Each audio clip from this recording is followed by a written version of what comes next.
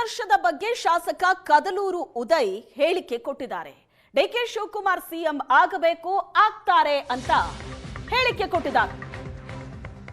DKShi CM ಆಗಬೇಕು, ಆಗ್ತಾರೆ ಅಂತ ಶಾಸಕ ಕದಲೂರು ಉದಯ್ ಹೇಳಿಕೆ ಕೊಟ್ಟಿರೋದು. ಯಾವುದೇ ಕ್ಷಣದಲ್ಲಾದರೂ ಡಿಕೆ ಶಿವಕುಮಾರ್ ಸಿಎಂ ಆಗ್ತಾರೆ. ಡಿನ್ನರ್ ಮೀಟ್ಗೆ ಸೇರೋದು ತಪ್ಪಾ ಅಂತ ಪ್ರಶ್ನೆ ಮಾಡಿದ್ದಾರೆ ಕದಲೂರು ಉದಯ್. ಯತೀಂದ್ರ ಸಿದ್ದರಾಮಯ್ಯ ಹೇಳಿಕೆಗೆ ಮಹತ್ವ ಕೊಡೋ ಅವಶ್ಯಕತೆ ಇಲ್ಲ. ಡಿಕೆಶಿ ಜೊತೆ 140 ಜನ ಶಾಸಕರಿದ್ದಾರೆ. ಅವರೇ ಎಲ್ರಿಗೂ ಬಿ ಫಾರ್ಮ್ ಕೊಟ್ಟಿರೋದು. ನಾಯಕತ್ವದ ಬಗ್ಗೆ ಮಾತಾಡಬೇಡಿ ಅಂತ ಯಾರು ಹೇಳಲಿಲ್ಲ. ಉದಯ್ ಕದಲೂರು ಹೇಳಿಕೆ ಇದು. ಅದಕ್ಕೆಲ್ಲ ಮಹತ್ವ ಕೊಡೋ ಅಗತ್ಯ ಇಲ್ಲ. ನಮ್ಮಲ್ಲಿ ಪಕ್ಷ ಹೈಕಮಾಂಡು ಏನು ಅಂತಿಮ ನಿರ್ಧಾರ ಕೊಡ್ತದೆ ಅದು ಅಂತಿಮ. ಸುಮ್ಮನೆ ನಾನೊಬ್ಬ ಇನ್ನೊಬ್ಬರೊಬ್ಬ ಹೇಳೋದೆಲ್ಲ ಅವಕ್ಕೆಲ್ಲ ಏನು ಬೆಲೆ ಇರಲ್ಲ. ಹೈಕಮಾಂಡ್ ಮಟ್ಟದಲ್ಲಿ ಚರ್ಚೆನೇ ಇಲ್ಲ ಅಂತಾರಲ್ಲ ಸರ್ ಯತೀಂದ್ರ ಅವರು. ಈಗ ಯಾವ ಚರ್ಚೆನೂ ಇಲ್ಲ, ಹೈಕಮಾಂಡ್ ಮಟ್ಟದಲ್ಲಿ ಯಾವ ಚರ್ಚೆನೂ ಇಲ್ಲ. ಸುಮ್ಮನೆ ನಾವ್ಯಾಕೆ ಮಾಧ್ಯಮದಲ್ಲಿ ಗೊಂದಲ ಸೃಷ್ಟಿ ಸೌಹಾರ್ದಯುತವಾಗಿ ಊಟಕ್ಕೆ ಹೋಗಿದ್ದೋ, ಊಟ ಮಾಡ್ಕೊಂಡು ಬಂದೋ ಅಷ್ಟೇ. ಎಲ್ಲ ಇಲ್ಲಿದ್ವಲ್ಲ ಒಂದು ಕಡೆ ಸೇರಿ ಊಟ ಮಾಡ್ದೋ ಅಷ್ಟೇ, ಇನ್ನೇನಿದೆ. 62 ಜನ ಶಾಸಕರು ನಿಮ್ಮ ಜೊತೆಗಿದ್ದೀವಿ ಅಂತ ಏನು ಭರವಸೆ ನೀಡಿದ್ರು? 140 ಜನ ಇದೀವಿ, 62 ಜನ ಅಂತ ಯಾಕೆ ಹೇಳ್ತಾರೆ?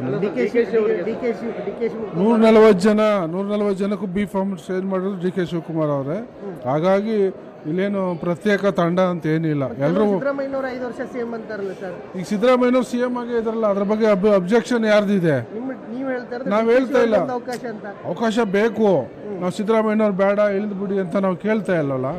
ಡಿ ಕೆ ಶಿವಕುಮಾರ್ ಅವರು ಮುಖ್ಯಮಂತ್ರಿ ಆಗಬೇಕು, ಅವ್ರ ಶ್ರಮಕ್ಕೆ ಅದು ಆಗಬೇಕು. ಎನಿ ಟೈಮ್ ಆಗ್ಬೋದು, ಎನಿ ಟೈಮ್ ಅದು ಹೈಕಮಾಂಡ್ ನಿರ್ಧಾರ ಮಾಡುತ್ತೆ. ದೆಹಲಿಯಲ್ಲಿ ಅದು ವೋಟ್ ಚೋರಿ ವಿಚಾರಕ್ಕೆ ಹೋಗ್ತಾವ್ರೆ. ಎಲ್ಲ ತಾಲೂಕಿಂದ ಶಾಸಕರುಗಳು ಮತ್ತು ಪಕ್ಷದ ಪದಾಧಿಕಾರಿಗಳು ಭಾಳಷ್ಟು ಸಂಖ್ಯೆಯಲ್ಲಿ ದೆಹಲಿಯಲ್ಲಿ ಭಾಗವಹಿಸ್ತಿದ್ದಾರೆ. ಬಲ ಪ್ರದರ್ಶನ ಮಾಡೋಕ್ಕೆ ಏನಿದೆ ರೀ? ಕಾಂಗ್ರೆಸ್ ಪಕ್ಷದಲ್ಲಿ 140 ಜನ ಬಲವಾಗೇ ಇದ್ದೀವಿ.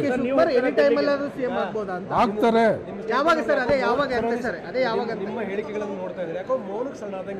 ಮೌನ ಏನು ಬಂದು ನಾವು ಯಾವಾಗೂ ಮೌನವಾಗಿ ಇದ್ವಿಲ್ಲ. ನಾವು ಯಾವಾಗ ರೆಬಲ್ ಆಗಿದ್ದೀವಿ? ನಾಯಕತ್ವ ಮಾತಾಡೋರು ಹೈಕಮಾಂಡು, ನಾವಲ್ಲ. ಶಾಸಕರು ಅಷ್ಟೇ. ನಾವು ತಾಲೂಕು ಹೋಗ್ತಾ ಇರ್ತೀವಿ, ಎಲ್ಲ ಶಾಸಕರು ಹೋಗ್ತೀವಿ.